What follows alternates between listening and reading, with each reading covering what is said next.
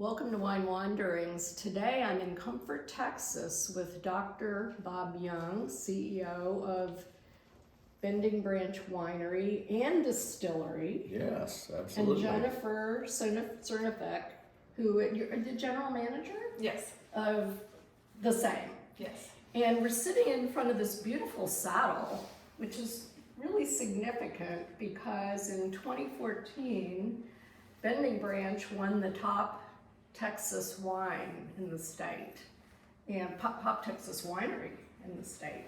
So significant memorabilia here in front of this. But what I came here to do today is to talk to Dr. Bob about being a winery and now a distillery. And what are the challenges and benefits of having both? Well, the benefits are amazing. I mean, first of all, my family, my wife and I, and my daughter Allison's in charge of the bourbon program.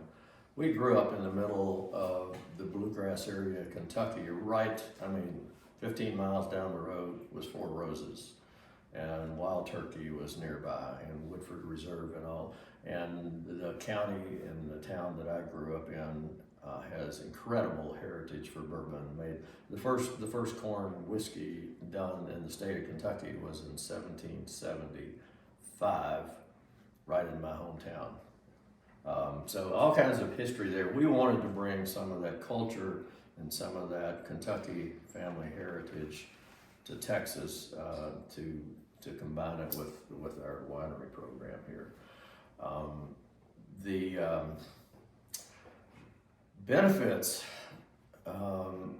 also include lots of people that like bold wines, which we focus on. We do Tannats, right? We do Malbecs and Petit Syrahs and things like that. There's a lot of overlap between bourbon drinkers and big bold reds, so it's a really good fit. And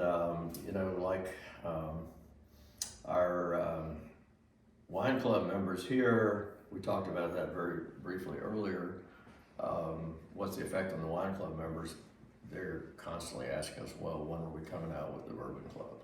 So it's a very positive thing. And Jennifer, is that increased, sales and interest in both the wines and the bourbon?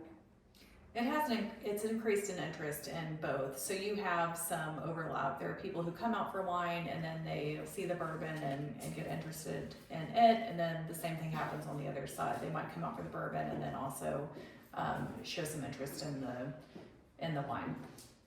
So another benefit that really comes to mind and synergistic between having a winery and a distillery both is that a significant new growth in the bourbon industry are bourbons that are matured in barrel and then they're finished in another barrel, let's say for 2 to 3 months. Angel's Envy comes to mind, which was the first one to take their bourbon and then age it in port barrels. So we have all these barrels, and it's not like the other distilleries that are standalones. They have to order these barrels. And when they get there, they've already been around for a few weeks, right? So they're not as fresh. We've got fresh barrels, we got fresh port barrels, we got fresh cab barrels. We even now have Pinot Noir barrels. We have rosé barrels. We have all these different barrels that we can finish in. That's all part of our property here. So it makes it easy. And then also, I know we're going to taste with you our bourbon finished Tannat, bourbon barrel finished Tannat called Double Barrel Tannat. That's a growing trend in the wine world too. It's a big seller for us. We do a bourbon aged Cabernet Sauvignon, and I'm sure we'll be doing more of those as well. So there's a lot of synergies going on. The challenges I didn't really address, but the challenges are finding really high quality juice, as they call it in the industry. So my daughter and I source from well-known distilleries that we all have NDAs with them, so we can't name who they are, but we have some really top-notch distilleries that we source Kentucky bourbon that's then brought here to our site, and then we age it here, so it's like born in Kentucky and matured in Texas. So it's very unique. It's a combination. It's like a marriage of a Kentuckian and a Texan, right? That's what it is. So the challenge is finding really good material, but we've been able to do that because having grown up there, I know a lot of people in the area, you know, a lot of people in the bourbon industry. I have some good friends that are really you know, experts in the bourbon field. So the other thing that's synergistic with us is, you know, that we focus on sustainability. Yes. So one of our bourbon lines, which is called Chicken Duck, is a sustainable bourbon. Thank you. This bourbon, you know, one of the challenges with bourbon is it aged at least 4 years generally.